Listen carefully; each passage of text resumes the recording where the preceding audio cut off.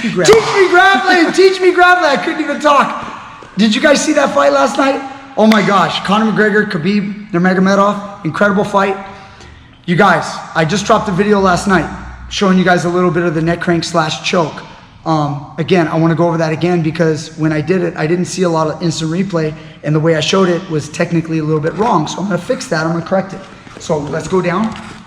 And if I have a hook in, and the way I showed it was one hook. Come right here, John. Come look at this lock.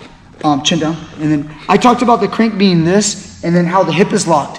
But it didn't matter because both hooks were in. But the difference is it wasn't the radial bone driving the head like this at all. And I showed both situations on the video, but it was the other way. And then it was here. And you could see Khabib was making the palm to palm connection. Come over here and check this detail out. See my elbow? My elbow goes behind the back. That makes sure that the guy can't pull your arms. If a guy pulls your arms, also Conor's hands were on the mat, so he couldn't pull the arms, but go ahead and reach up.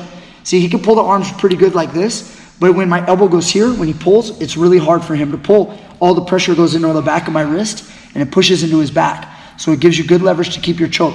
So I'm here. Go look at his chin over here. See, his chin is down. He looks like he's okay. And then there's a little bit of pull this way. A little bit of pull this way. Now, I personally don't think it was a neck crank, like they said. I think it was a choke ultimately. It possibly could be like a jaw breaker. Okay, so when you're here, and I start squeezing, yes, it's gonna put a lot of pressure on his jaw, but if I squeeze here long enough, I'm gonna squeeze with, just a decent amount of pressure so I can try to cut off his blood to his brain. He's gonna try to tuck that chin, and I'm gonna go here, and right there, and then you can tell him how you felt. It was a choke, yeah. I felt, obviously, if I would have squeezed really hard, he would obviously feel his jaw breaking as well. I'm gonna squeeze a little bit harder, I'm sorry. So ready? I'm gonna squeeze a little harder. Oh yeah, much more effective, yeah. Yeah, much more effective. But you felt the jaw in that. Felt the jaw too, yeah. Okay. So anyway, the question is, was it a neck crank or jaw lock, or was it a choke? And that really just depends on Conor. I mean, I don't know what he would say. Maybe he'll admit it at some point. Maybe he already has and I haven't seen it. But if he says it was a choke or it says it was a jaw lock, neck crank, whatever, who knows why he tapped, but I would think that he probably would let his neck or jaw pop a little bit before tapping. I think it was probably most likely cutting off the blood flow. That's my best guess. Anyway, all that aside, we got that taken care of. I want to talk about the first round. There was some great technique by Conor as well as Khabib in the first round. So the first takedown, it was hard to see because it was really fast in the camera. And again, I think I've seen like maybe 2 highlights of that first takedown. I briefly watched it before I did this video right now, just so that I could show you guys a little bit of this counter that Conor was trying to use, which was wrestling counter. So check this out. When it first shot, it looked like this position to me. Again, the head popped out almost immediately, okay, to the outside. But in the beginning, the head was on the inside, which is much like a low single in wrestling, where your head goes through what we call through the hole. You normally want a low single to go head into the knee. That's normally what you want, but his head went through the hole a little bit, and Conor stepped aside to catch the angle, maybe lock in the crotch and defend here. Now, personally, I think what he should have done, if with hindsight, looking at the video, there's a low single counter here that would have been way better for Conor. Instead of trying to latch on and defend this way, which would give Khabib the advantage because he's a much better wrestler, I think he should have just bailed. There's a low single technique, had he been taught and practiced it well, again, if the position was predictable, obviously hindsight.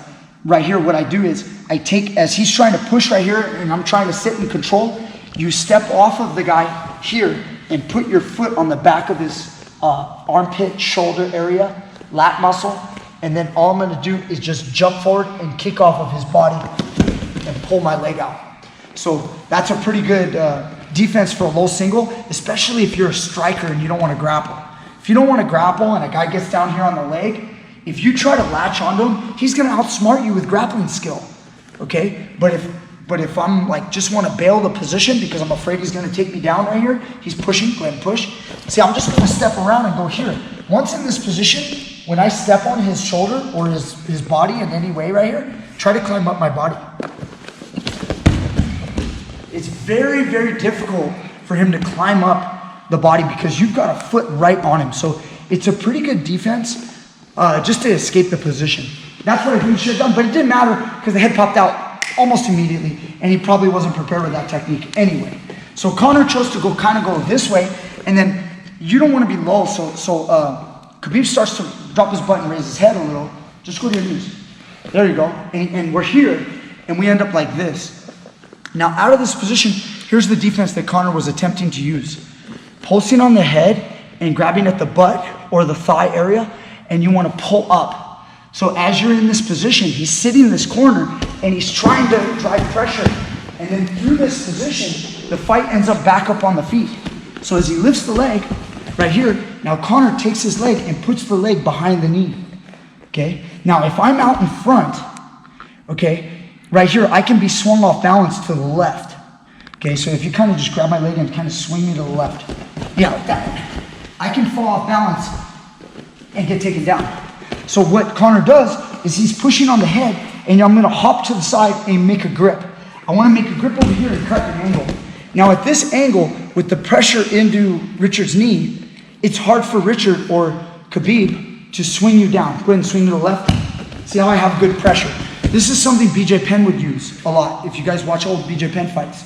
Okay, so he always had great balance hopping on one foot, and then I can use this foot. It's like a reverse hook or a crab hook in wrestling. Sometimes I can even drive the pressure onto him and make him release the leg. At first, he's holding on tight, and then as I kind of like put pressure, I can make him let go and get out of the situation. If he hangs on further, sometimes what'll happen is we'll drop to the floor, but we're gonna be in on another single, but I'll have a good angle. If he holds on a little further, as I'm driving pressure and lifting as I drive, we might end up back to here on the ground. And now look what happened out of that situation. I have an ankle now, and look over here. He has the leg, but I still have a great position. And now with my hips, I can start putting hip pressure on him. So as he tries to drive the takedown, I'm sprawling and putting pressure on his head, and now I can get into this position and get behind him. So that's kind of what Conor was hoping for. But what happened was, again, you're talking about Khabib Nurmagomedov, no slouch, huh, in grappling and wrestling. So when he's here, you know, he's attempting to defend pretty good, and he swings him down. He swings him down as they fall. Wait, put your knees. Conor is still in decent position, keeping his foot behind him, not falling like this. He's still trying to come up and defend. But the problem is, then Khabib's strong and smart. He's able to do what every wrestler learns. When your head's on the outside, change to a double. So come on over here, John, real quick, before you do that, Richard. Watch his left hand. He changes to the other leg. His left hand goes here, tight, and then his right hand, now come over here. Come over here. And now his right hand changes off to the double. See, with this hand in the middle, this angle keeps happening. So he's gonna change off. Once he can change off, boom, he can then drive into me and circle to his right. And then now we're back into the grappling here, okay? Now at that point, that's when Khabib was able to secure the ankles, like I showed on last night's video. That's where he could triangle the ankles, keep him down and not let him up for the rest of the first round. So every single time, guys, stand up. When you guys are in this position, to the camera, high crotch position, generally speaking, you know, he sprawls a little bit. Yeah, this right there. I want to turn to a double, and I want to get this arm here. Because when I leave this hand here, he cuts the angle. He starts to turn, and he can get an angle towards my back. So when Khabib was here, even though the counter was here, and push on the head, and grabbing the back of the butt, as he swings him down, okay, here, he's going to then change off. Look at it. I bring my left hand through, make my grip, apply shoulder pressure, cut my arm between the bodies, and then now I can drive him through. So you always want to try to change off to a double. If Conor was maybe a little bit better, maybe he could have taken that angle away and not allowed it, but you guys know the story. Obviously, Khabib had the advantage with the wrestling. That's the way it played out last night. Conor wasn't able to get the lucky shot, you know, or not lucky shot, but he didn't get the precision shot that could take him out. And what was big in that fight was that crucial first round takedown, because that drained a lot of Conor's energy, and a tired Conor is not a good Conor. So he's not a knockout Conor. So pretty amazing fight. The fiasco at the end was terrible. Hope you guys, you know, try to be respectful when you can. Try to remember that. we don't need this in our sport too much. It's a lot of WWE, but you know what? It also brings a lot of fans. So if you guys love that stuff, obviously that's going to make you want to watch. It makes a lot of people want to watch our sport, but it's not so good, you know, in some other ways. You know, we're losing a little bit of the martial arts. I saw the Gracie breakdown actually this morning. So Hannah and Hiron did a breakdown, and I just want to give them a little shout. They did a great job. Not that they need one. They got everybody watching them. But they did a big discussion on the martial arts, you know, honor and respect, the kind of values that we try to teach in the martial arts. And I think in some ways MMA is losing that for sure. I would like to, you know, but moments like this, it's an amazing time in fighting because we got such great fighters, and then we have a dip in respect. And you know how it's going to lead to? It's going to lead to the next guy who's super respectful, and he's going to be cheered and praised. So there'll be a fighter coming up with just a great values and great morale and everything, and he's going to come up. And I think both Conor and Khabib have that kind of, again, just like Henner said, I think that they have that.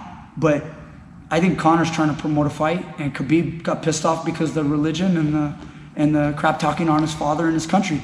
So, you know, and he lost it, you know, but I think overall he's a good martial artist, and I think Conor is too. I think Conor's just trying to hype fights. But either way, it's just a little bit of antics that sell fights, but don't make us look so good, humble, respectful. It's not what I was brought up with the martial arts. So anyway, great fight, exciting. The other fights were amazing too. I'd love to break down some of the other fights. Guys, I gotta just say this, how many body locks? There was body lock takedowns throughout that night. Guys are getting the body locks and tripping, man, doing this, breaking with the back of the knee. Just because they didn't do exactly the way I showed, where I did my technique here, which I showed so I don't have to get dirty. But this right here, and being exploding right here and taking a guy down with a body lock. And then I got guys on that video that say, oh, it's not a good self-defense takedown. It's a great takedown. Easy takedown, not hard to learn. Wrap your arms around somebody's body, take them down.